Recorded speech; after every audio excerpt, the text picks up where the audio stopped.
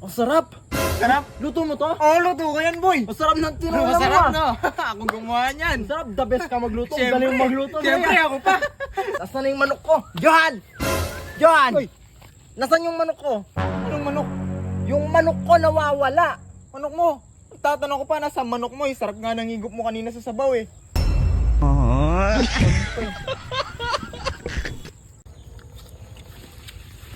Oy, ako ba Ay, sige. Ay, ayaw mo? Sayang, sarap-sarap naman din ito. Ang tamis po. Wala, may ako na lang kainin. Ayaw mo eh. Sige, doon muna ako ha. Sige.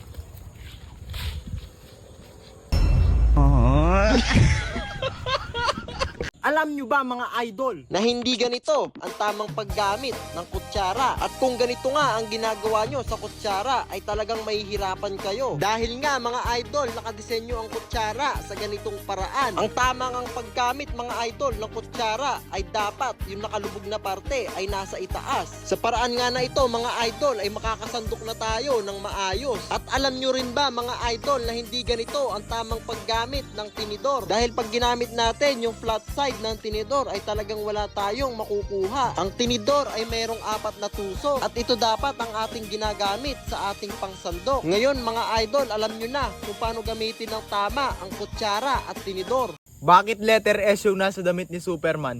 Eh Superman nga eh, kaya S. Mali. O sige, bakit pala? Kasi naubusan ng medium size. Sige, ito naman. Ano naman ang tawag sa asong laging nasa inuman? Asong laging nasa inuman? Meron bang ganon? Oo, meron. O sige, ano pala? Eddie, pulutan na. Noong mga bata pa kami, naaalala naming magkapatid na ang ulam lang namin ay asin. Nakakatawang isipin na sa pamamagitan ng asin ay naiiraos namin ang gutom namin sa isang araw. At kahit ganito lang ang ulam namin, masaya kaming magkapatid. Masaya kami na sabay kaming kumakain. Kahit asin lang ang ulam namin.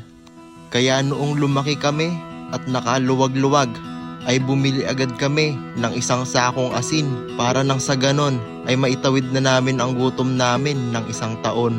Anong tawag sa asong half pitbull at saka half shih tzu? Kalahating pitbull, kalahating shih tzu. Oo, anong tawag pag pinagsama mo yung lahi nila? Sige, ano? Eddie bullshit na. O, ito pa. Ano naman ang tawag sa taong half Bombay tsaka half Japanese? Sige, ano? Eddie Bumpanes na.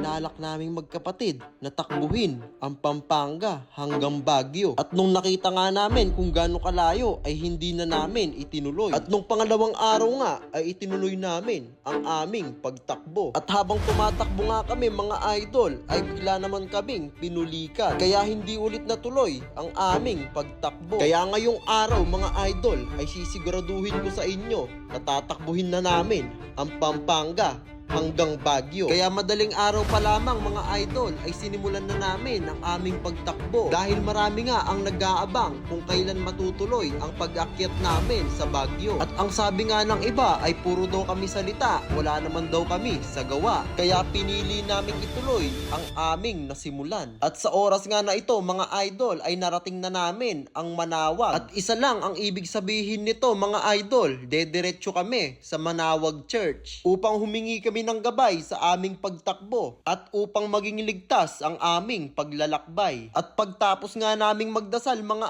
idol ay nagmerienda muna kami dito sa gilid upang magkaroon ng lakas ang aming katawan dahil malayo-layo pa ang aming lalakbayin. Wala kaming sinasayang na oras mga idol, kahit pagod ay hindi namin dinaramdam upang matapos lang namin agad ang challenge na ito at para ipakita sa inyo na kaya namin gawin at tuparin ang aming mga pangako. At makalipas nga mga idol ang ilang oras na pagtakbo ay narating na rin namin ang La Union. At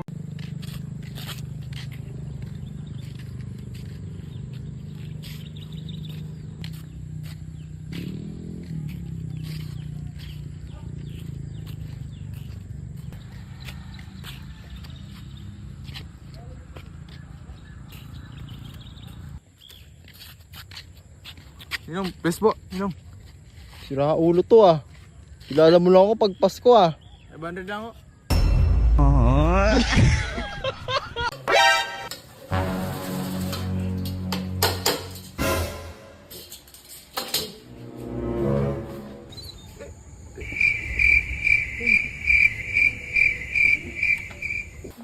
Sino yun? Puro ko nga eh.